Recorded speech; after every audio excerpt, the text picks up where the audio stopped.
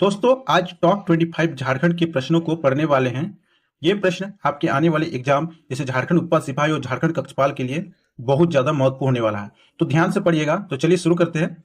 आज का पहला प्रश्न है कि रॉलेट एक्ट विरुद्ध सत्याग्रह 1919 का नेतृत्व किसने किया था। ठीक है, तो रॉलेट एक्ट विरुद्ध सत्याग्रह 1919 का नेतृत्व किसने किया था? तो ये बारेश्वर सहाय और गुलाब तिवारी। ठीक है, बारेश्वर सहाय और गुलाब तिवारी दोनों ने किया था, इसलिए इसका सही जवाब हो जाएगा option number C. Option number C इसका करेक्ट हो जाएगा। बारेश्वर सहाय और गुलाब तिवारी जो है रॉलेट एक्ट विरुद्ध सत्याग्रह 1919 का नेतृत्व किया था।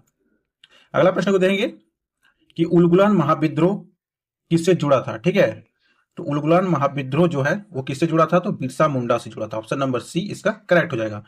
उलगुलान विद्रोह बिरसा मुंडा से जुड़ा हुआ था। अगला प्रश्न है कि पालना डैम झारखंड की किस नदी पर स्थित है। ये प्रश्न बहुत ज्यादा महत्वपूर्ण है, ये भी आई है। ठीक है, कि पालना डैम झारखंड की किस नदी पर स्थित है? तो ये स्वर्णरेखा नदी पर स्थित है। ऑप्शन नंबर सी इसका करेक्ट हो जाएगा। पालना डैम स्वर्णरेखा नदी पर स्थित है। अगला प्रश्न है कि झारखंड राज्य किस राज्य से अलग होकर बना है। ये प्रश्न आ गया हलवा सवाल। ठीक है, तो झारखंड राज्य किस राज्य से अलग होकर बना है? तो ये बिहार हो जाएगा। ऑप्शन नंबर ए इसका करेक्ट हो जाएगा। अगला प्रश्न है कि चंद्रपुरा ताप विद्युत गृह किस जिले में है। ठीक है, तो चंद्रपुरा ताप विद्युत गृह किस जिले में है? तो ये बोकारो में है। ऑप्शन नंबर ए इसका करेक्ट हो जाएगा। चंद्रपुरा ताप विद्युत गृह जो है बोकारो में स्थित है।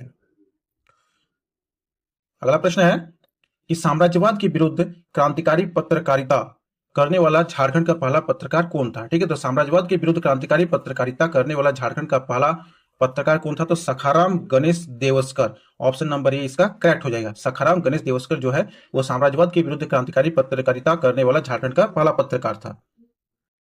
अगला प्रश्न को देखेंगे कि झारखंड में वर्तमान में कितने जिले हैं। ठीक है, झारखंड में जो है वर्तमान में कुल 24 जिले हैं। ऑप्शन नंबर सी इसका करेक्ट हो जाएगा। तो जब झारखंड बना था उस समय झारखंड में 18 जिले थे, इसके बाद 6 जिले और इसमें ऐड किया गया, इसलिए 24 जिला हो गया। ठीक है, झारखंड में वर्तमान में 24 जिला स्थित है। अगला प्रश्न है कि सूरजकुंड किस जिले में है। ठीक है, तो सूरजकुंड जो है वो हजारीबाग जिले में है। ऑप्शन नंबर सी इसका करेक्ट हो जाएगा। सूरजकुंड हजारीबाग जिला, जहां सूरजकुंड मेला भी लगता है हजारीबाग में। ठीक है, अगला प्रश्न है कि भारत छोड़ो आंदोलन में झारखंड में सर्वाधिक व्यक्ति किस जिले से गिरफ्तार हुए थे। तो झारखंड भारत छोड़ो आंदोलन में झारखंड में सर्वाधिक व्यक्ति जो है हजारीबाग जिले से सर्वाधिक व्यक्ति जो है गिरफ्तार हुए। तो ऑप्शन नंबर बी इसका करेक्ट हो जाएगा। ठीक, अगला प्रश्न है कि झारखंड का न्यूनतम जनसंख्या घनत्व वाला जिला कौन सा है। ठीक है, तो झारखंड का न्यूनतम जनसंख्या घनत्व वाला जिला सिमडेगा है। ऑप्शन नंबर बी इसका करेक्ट हो जाएगा कि झारखंड का न्यूनतम जनसंख्या वाला घनत्व वाला जिला कौन है? तो सिमडेगा। अगला प्रश्न है कि मुंडारी टूड कोठारी के लेखक कौन है। तो मुंडारी टूड कोठारी के लेखक कौन है? तो इसका सही जवाब हो जाएगा ऑप्शन नंबर सी। ठीक है, ऑप्शन नंबर सी इसका करेक्ट हो जाएगा। मन मसीह मुंडू। मन मसीह मुंडू जो है मुंडारी टूट कोठारी के लेखक है। अगला प्रश्न है कि झारखंड में कितने प्रतिशत खनिज भंडार संचित है। तो झारखंड में कितने प्रतिशत खनिज भंडार संचित है? ये हो जाएगा ऑप्शन नंबर सी। ठीक है, ऑप्शन नंबर सी 73। झारखंड में कितने प्रतिशत खनिज भंडार संचित है? तो 73 इसका राइट आंसर हो जाएगा। अगला प्रश्न है कि प्राग ऐतिहासिक काल की दुर्लभ चित्र गुफाएं किस जिले से प्राप्त हुई है। तो प्राग ऐतिहासिक काल के दुर्लभ चित्र और गुफाएं जो है वह लातेहार से प्राप्त हुई है। ऑप्शन नंबर डी इसका करेक्ट हो जाएगा। ठीक है, प्रश्न है कि डोकलो सोहार शासन व्यवस्था में पाहन को अन्य किस नाम से जाना जाता है। ठीक, तो डोकलो सोहान शासन व्यवस्था में पाहन को किस नाम से जाना जाता है? तो ये कार्लो के नाम से जाना जाता है। ऑप्शन नंबर बी इसका करेक्ट हो जाएगा, कालो। अगला प्रश्न है कि झारखंड में देश के कोयला भंडार का कितना प्रतिशत है। तो झारखंड में जो है देश का कोयला कितना प्रतिशत भंडार स्थित है? तो ये 36%। ऑप्शन नंबर बी इसका करेक्ट हो जाएगा, 36%। अगला प्रश्न है कि उड़ीसा के किस राजा ने झारखंड पर कब्जा करके कुछ वर्षों के लिए अपना शासन स्थापित किया था। तो बताइए इसका राइट आंसर क्या हो जाएगा कि उड़ीसा के किस राजा ने झारखंड पर कब्जा करके कुछ वर्षों के लिए अपना शासन स्थापित किया था। तो ये थे Kapilendra Gajapati. Option number D इसका करेक्ट हो जाएगा। ठीक है, कपिलेंद्र गजपति जो है उसने वो कहाँ के राजा थे? तो उड़ीसा के राजा थे, जिसने झारखंड पर कब्जा करके कुछ सालों तक अपना शासन किया था। अगला प्रश्न है कि झारखंड की असुंता लकड़ा ने हॉकी में कौन से राष्ट्रमंडल खेल में जीत हासिल की थी। ठीक है, असुंता लकड़ा पूछा जाए तो असुंता लकड़ा का संबंध किस राज्य से है? तो वो झारखंड से है। और किस खेल से जुड़े हुए थे? हॉकी से। ठीक है, तो हॉकी में राष्ट्रमंडल खेल में जीत किस वर्ष हासिल किए थे? तो 2010 में। ऑप्शन नंबर बी इसका करेक्ट हो जाएगा। 2010 में जो है झारखंड के असुंता लकड़ा ने हॉकी में राष्ट्रमंडल खेल में जीत हासिल की थी। अगला प्रश्न है डोगलो की जाति की अखिल भारतीय सभा को कहा जाता है। ठीक है, तो डोगलो जो है वो किस जाति की अखिल भारतीय सभा को कहा जाता है? तो ये है खड़िया। ऑप्शन नंबर सी इसका करेक्ट हो जाएगा। खड़िया जो है कहा जाता है डोकलो।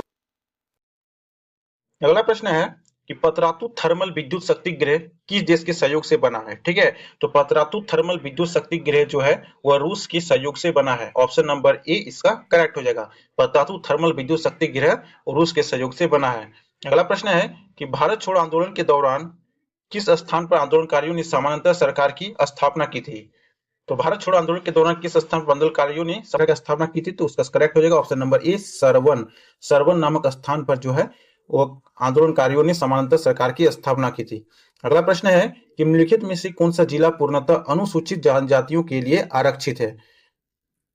तो निम्नलिखित में से कौन सा जिला जो है पूर्णतः अनुसूचित जनजातियों के लिए आरक्षित है? तो है लोहरदग्गा। ऑप्शन नंबर बी इसका करेक्ट हो जाएगा। अगला प्रश्न है कि अंग्रेज का प्रवेश सर्वप्रथम किस क्षेत्र में हुआ था?